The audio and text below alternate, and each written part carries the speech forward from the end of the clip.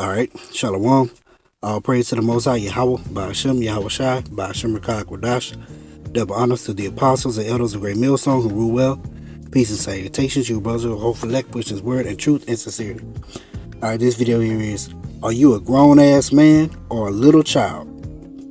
Okay, are you a grown ass man or a little child? All right. So you can see in this image here, you got the man with the with the T-shirt that says, "I'm a grown ass man." All right, and you can see he got the little the prideful look on his face, the arrogancy, he got both his hands on his shirt, pulling on like, hey, make sure you be able to see it and read it. You know what I'm saying? You want to make sure hey, I'm a grown ass man. You know what I'm saying? And usually when someone says that they're a grown ass man, it comes from a sense of pride. All right, and it's a sense of pride of saying, hey, you can't tell me shit. You can't tell me nothing about me. When someone comes to you and try to tell you something about yourself, or even the way that you're doing things, the way that you're going about, the way that you're moving, it's not good, or not conducive to the spirit, or not conducive to the body, whatever it is, you when you say I'm a grown ass man, you're saying that with pride, meaning you can't tell me nothing about me, or you're younger than me. I have more knowledge than you. It is something that's boosting up that pride. Okay, that's why the scripture said knowledge puffeth up too. Okay, because the greater amount of knowledge someone has, they might say, oh well, I'm over you. I can do more. I know more than you. Stuff like that. Okay, but anyway, like I said, it's the look on his face that make it funny though. Is that look. Alright, this Sirach chapter 10 verse 7.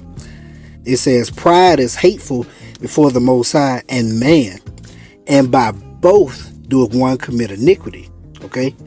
You commit iniquity against the Lord and against another man, from pride. Okay? It says, and the Lord hates pride. Why? Because we have nothing to be proud of. Alright?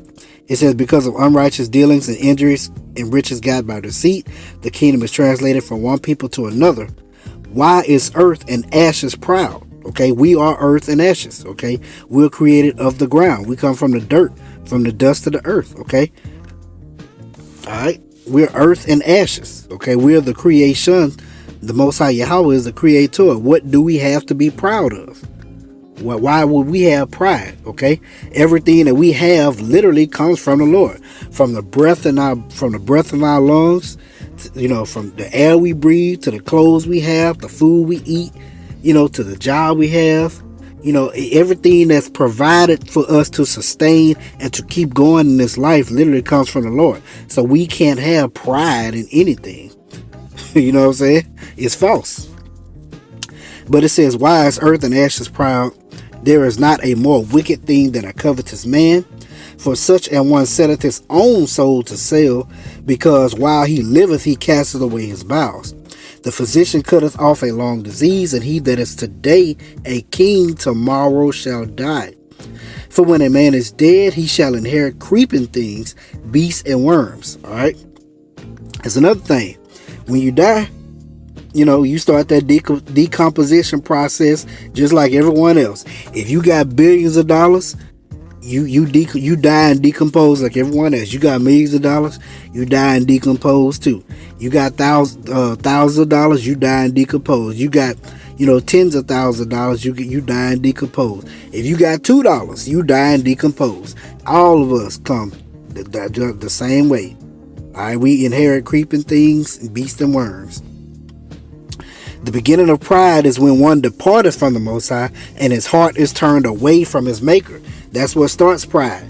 When you get to a level to where you think that everything you have is because of you. Okay? When you think that everything you have is because of you, you begin to leave off from the Most High. You begin to forget him. They begin to go on the back burner. Okay? You begin to be more focused on worldly things. That's why it says his heart is turned away from his maker. Your mind is turned from the Lord. For pride is the beginning of sin, and he that hath it shall pour out abomination. And therefore the Lord brought upon them strange calamities and overthrew them utterly. Okay? Pride is the beginning of sin. Thinking you a grown ass man, hey, sin knocking at the door right there. Okay?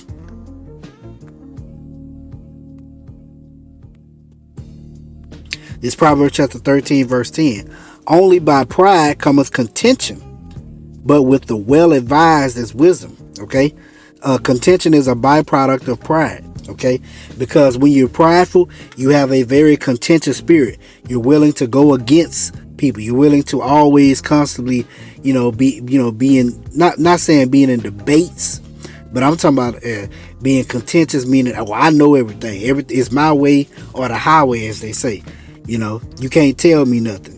What that song about Kanye West said, where he said, "Excuse me, was you saying something? You can't tell me nothing." That's literally what that spirit is. That I'm a grown ass man spirit. All right.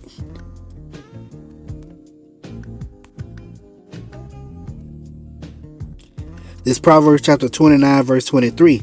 A man's pride shall bring him low, but honor shall uphold the humble in spirit. Okay? Pride cometh before destruction. Which, hey, matter of fact, I'm going to grab that too, since I quoted that. But yeah, your pride is going to bring you low. Why? Because you have pride, the Lord going to let you and leave you with your pride. He'll let you go on with it. Okay? Since you think you doing it all by yourself, he'll remove his hand from off you, remove that covering, that protection that he protect you from all those the things in the world. He'll let you see how far your pride take you. The Lord, he'll let you have your pride. All right. Let me look. Yeah, this is it. Proverbs 16 and 18. Pride goeth before destruction, and an haughty spirit before a fall. Okay, the haughty spirit is gonna come before you fall too. Okay, so pride is gonna lead you. That's why I say it goes before destruction, because before destruction there's come pride. And who's the most prideful man on the face of the earth? Is Esau, Edom. Okay, because in the fall, in the clear, distinctive fall of his kingdom, you can clearly see it. There's no denying it. He has the utmost pride. His pride is at an all-time high still. They still talking about making America great again, getting back to the old days, talking about 2050 something, 2060 something, 2070 something. They still believe that their continue is gonna that their houses will continue forever, that this kingdom will not fall, but the Lord is gonna shut that shit down. Okay. But once again, but in that grown ass man spirit, you got that you can't tell me nothing spirit on you. And that's not a good spirit to have. And this is the spirit in which you need to be in this thing here. This Proverbs chapter 18, verse 1. Matthew chapter 18, verse 1. At the same time came the disciples unto Yahushua, saying, Who is the greatest in the kingdom of heaven?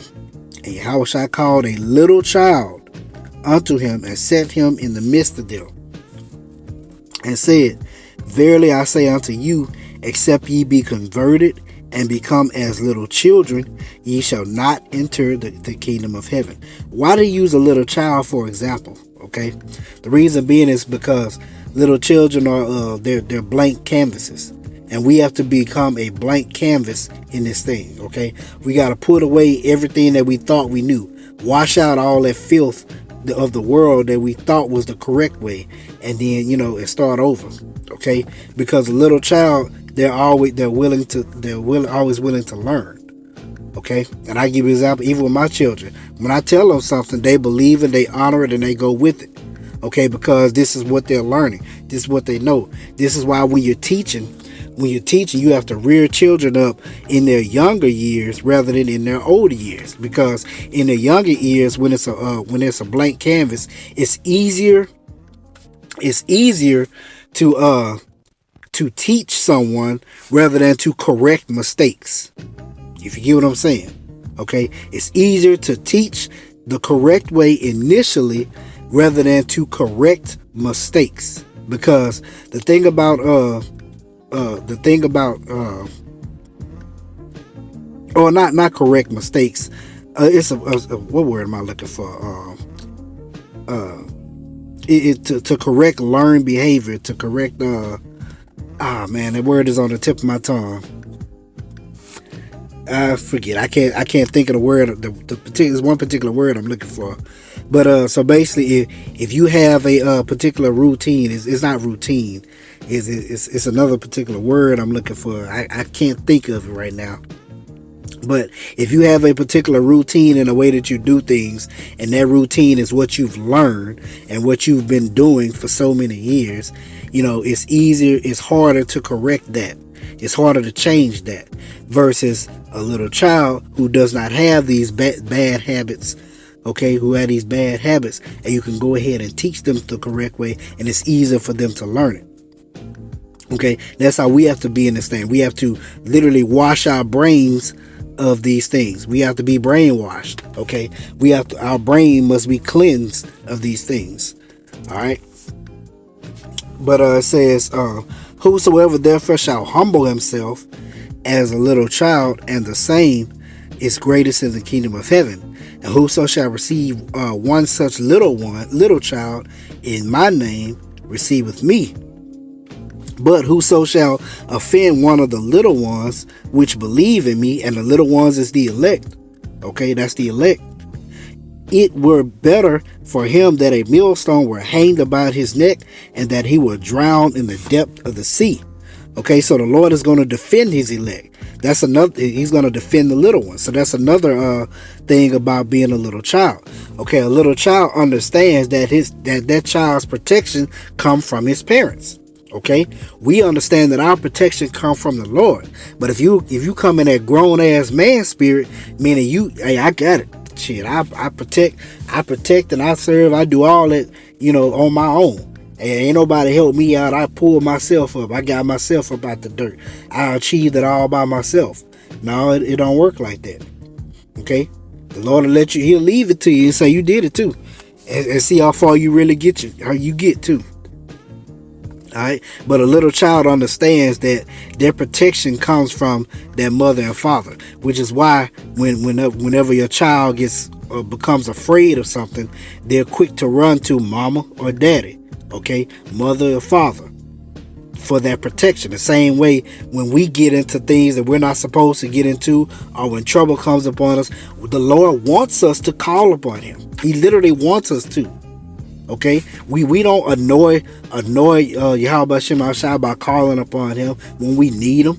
He just wants us to constantly call upon Him on a daily basis, because we need to.